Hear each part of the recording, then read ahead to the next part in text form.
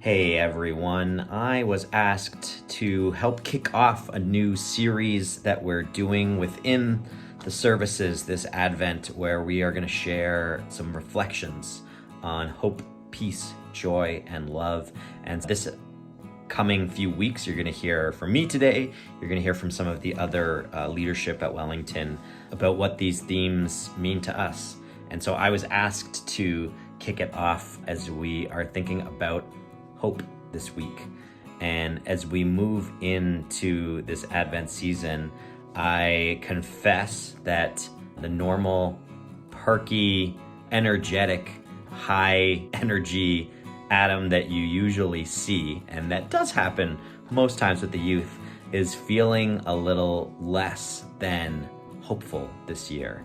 And so I just want to start out by naming that, knowing that when we look around at the world this year, we see a lot of reasons to question hope, whether it's election seasons that douse our fire and our flame, or war and strife, violence that's happening all around the world, the genocide that's still unfolding in Gaza, the crisis around housing and our neighbors who struggle to stay warm this winter without a roof over their head. I think that there is a lot of reasons that I don't feel hopeful. But my reflection this week and my thought is that one of the things I have learned from faith leaders, from people who have inspired me about hope and how it connects to our role as disciples, as agents of God's love and grace and God's hope in the world, is that hope is not a feeling. And I'm really glad that it isn't, because like I said, I have a lot of reasons not to feel hopeful when I look around the world. But I have learned that hope is a choice that we make.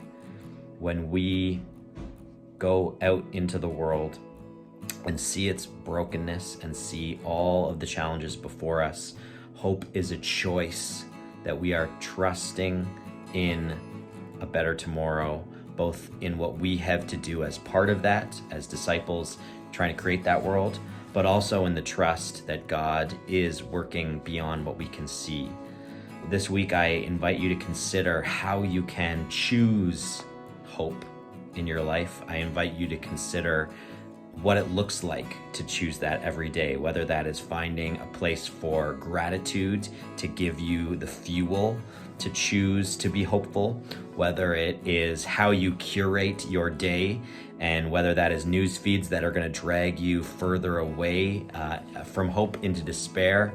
You might choose hope by choosing to turn off your phone and look around at your family, your friends, your neighbors, and how you can offer goodness and light to them. You might choose hope simply by diving into Scripture and seeing the ways that God has come through for her people throughout the centuries in this text that we've been gifted.